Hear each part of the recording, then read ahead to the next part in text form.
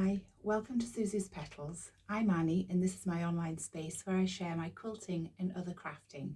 Today is just going to be a quick video to share with you some of the things that I made during December. Some of them are finished, some of them are not. So let me think, where did I just put them? Okay.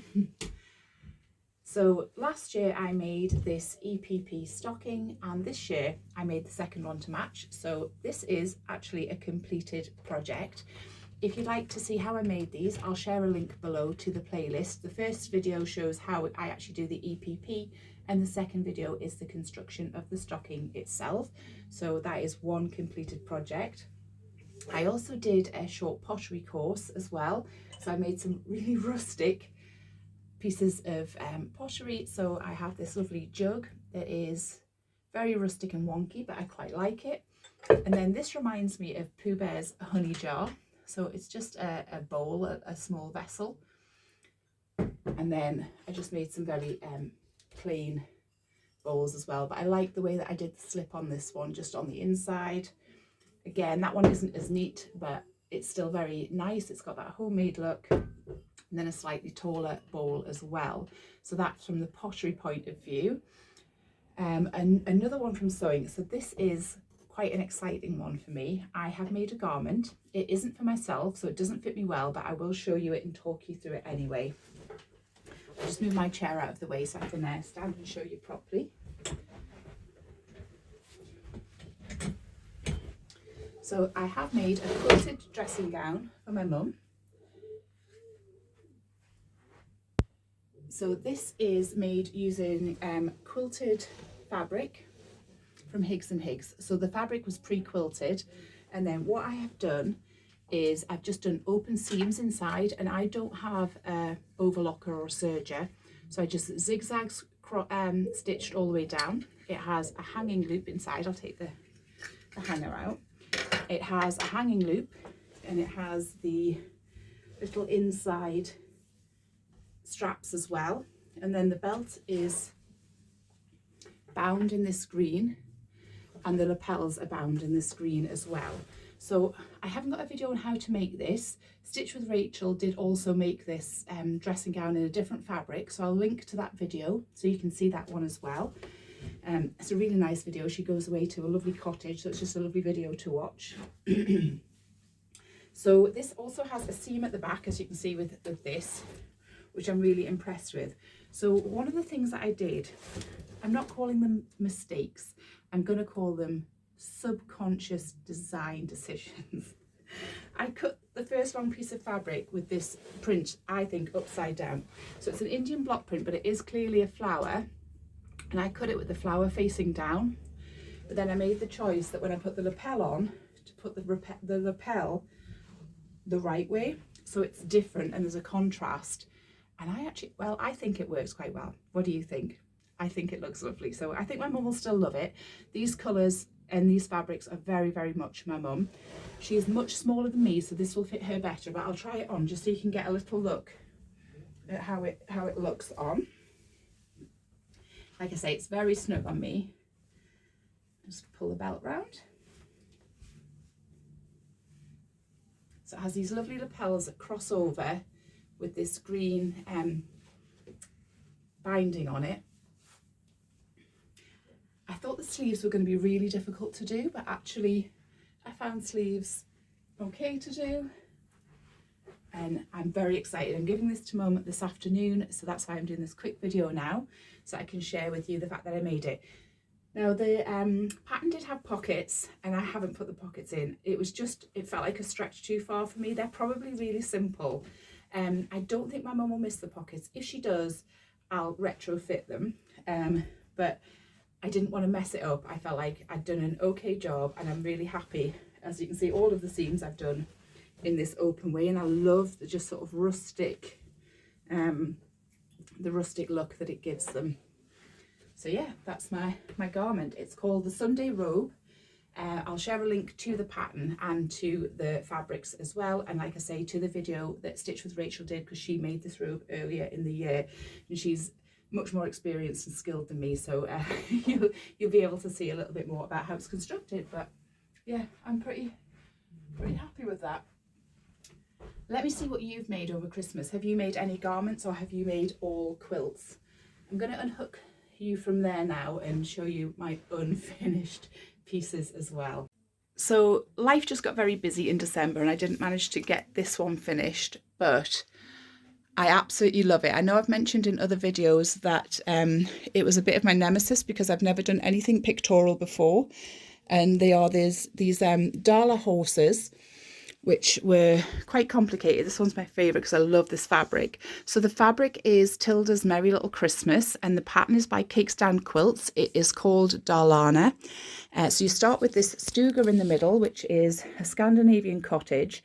And the story is that he is a toy maker who lives in the cottage, who lives in a woodland area, and he makes these wooden Dalarna horses for all of the children. So I like the story and I just think it is a beautiful quilt. And finally, I have shared a little one about this one before as well. So this is made out of an old dress that I had and some scraps. So it's not necessarily the Christmas quilt I would have chosen, but the Christmas dress meant a lot to me, and it sat in the cupboard for years, in the wardrobe for years. That's upside down, isn't it? So this is my first hand sewing as well. I am going to hand sew the other Christmas quilt as well. So yeah, this was made much earlier in the year, so no excuse for not finishing it. It just needs really to be trimmed and bound. And I did buy this lovely new fabric on the back, which was called Holiday Hostess. So I do love them, and I am going to continue on even past Christmas. I will continue to work on them, although I do have a lot of exciting projects lined up for 2026 as well. I'll share a little bit more about those later on. So please share with me whatever quilty projects you've made, and if you've made any non-quilty projects, I'd love to see those as well. I can share with you some other things a little bit later on. I'm going to head off now and gift my mum that dressing gown. I'll come back later and share a little bit more with you all. Okay, so I am back from mum's now. She absolutely loved her dressing gown. She said it is the most posh thing she's ever owned, which made me think about the word posh. I don't know if you guys know where it comes from, but posh comes from when ships used to leave the Thames. They would put the people they wanted to impress on the port side out and starboard home, because that gave the best impression of London. It was the best bits to see. So yeah, I was thinking about the fact that she said it was the most posh thing she's ever owned. It really, really suits her. I'll insert a little bit of footage and some photographs of her in it. My mum will be 80 in April. I think she's looking absolutely fantastic. And as soon as I saw this fabric, which like I say was from Higgs Higgs, so it was pre-quilted, I just had to figure out the pattern, and that was certainly enough for me to figure that out. I know I said earlier I did think the sleeves were going to be really a difficult thing to get in, and it went really smoothly, so it hasn't put me off, but I definitely feel more inspired by quilts than garments, so that's probably what I'll continue to do going forward. I did have some lovely times making the dressing gowns, so I had some quiet mornings in the front room. So the pieces were really big, and the largest place I've got is on my living room floor. So the dogs were in there, so it'll have lots of Dalmatian glitter as a little bit extra probably on it. But mum's kind of used to that. I do wash things and use lint rollers, and dogs are a part of our life, so they're woven into the fabric of everything I make, unfortunately. So yeah, I had a lovely slow morning cutting the items, and then obviously I pieced them together up here in my sewing room. But then when I was hand sewing the binding on, I just sat in front of the fire on an evening and sat and did that. So that's kind of how I like to work during the day. So I was saying, I do my piecing together in my machine in my living room, in my sewing room, sorry, and then I tend to do hand sewing on a night time just in front of the TV, because otherwise I would never see Keith. I'd always just be in here. So that's what I do. And the quilt on the wall behind me, I'm going to plan to sew that. I've got, it's 8-weight Aurifil, and it's in a very sort, it's like a bone colour, so it'll blend into the cream background, and I'm going to echo around the trees and the house and the $4 horses that are in there. So I'm a little bit disappointed I didn't get this quilt finished, but it'll get finished eventually, hopefully for next Christmas. And it's actually a nice size for a wall hanging. I think this quilt, I might put like a hanging sleeve on the back and make that a wall hanging. So that's the December projects. I've got so much planned for next year. I don't know if, I think like most quilters, I lay in bed at night and I think, oh, I really want to make this quilt, or I've seen this fabric, and then that fabric inspires me to make something. So I have bought some fabrics that I bought at a market, and I think I need to buy some more because I've decided I'm going to make a St. Louis 16 patch with those. But one of the first things I want to do, so I'll try and be chronological. My brain isn't very chronological, but I'll do my best. First thing in January, I want to finish my Courthouse Steps quilt because it's so beautiful, and I at least want to finish the quilt top. So that's going to be my first job. But then in mid-January, I am so excited to be doing a workshop that is run by Kay Fassett and Brandon Mabley. So I've ummed and ahed over what fabrics to buy. I'm going to be making Kate's diamond quilt, and I looked at some amazing Tula pink fabric, but I'm going to do a Tula quilt with the new range that's coming out in April, the Coral Reef. So I've already got something else planned for that. So I decided I would do something different. Then I looked at Anna Maria Horner, but because I was curating the fabrics myself and I needed quite a lot, you need 20. I don't know what it was. I ended up defaulting back to Kaffe because it's just Kaffe Fassett fabric. It's just wonderful. And I've gone with reds again. So red does seem to be my go-to. So there's reds and pinks. So these are going to be going into my diamond quilt. So I've gone with contrasting patterns. I've got some sort of like quite square or round things, and then interspersed with, oh, it's just a scrap of something else stuck in there. Some florals, so larger florals. I absolutely love that. It feels quite sort of Japanese, that one. This one was I bought from a totally separate shop. That one's called Buttons. I love that as well. And then some nice triangle shapes. I've got some, this is very sort of retro, isn't it? It's like feels like 70s circulars. That's very similar to the Buttons. I actually think they've probably been part of the same range, haven't they? And then I think I've worked with this one before. I love it. Oh my goodness. I mean, look how retro and amazing that is. The colours in that are just fantastic. And then a stripe. So although I've stayed on one colour palette, I've got a lot of contrast in fabrics. Again, more florals. This is actually my favourite. I'm going to open this up. I absolutely love the colours in that. I think that's stunning. So yeah, in the workshop, there's actually no sewing in the workshop, so it's going to be just the cutting of the quilt, and I think it's going to be very sort of colour theory based, which is something I worked on a lot this year, and so it feels good to start next year with a real good colour theory expert, really. So with both Kate and Brandon, they're both fantastic designers. So yeah, these are, I think I've worked with that one before as well. Oh my goodness, I love this. That is orange, but look how bright that is. It's absolutely wild. And the orange with the purple together is just wonderful. And then another big, large floral. And another.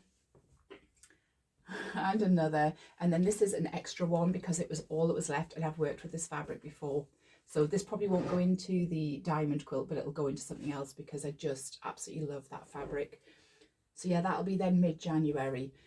We have a trip planned in May, and that's when I want to make my Coral Reef quilt. And I'm thinking about doing a ice cream soda quilt. So it'll be EPP, quite wild.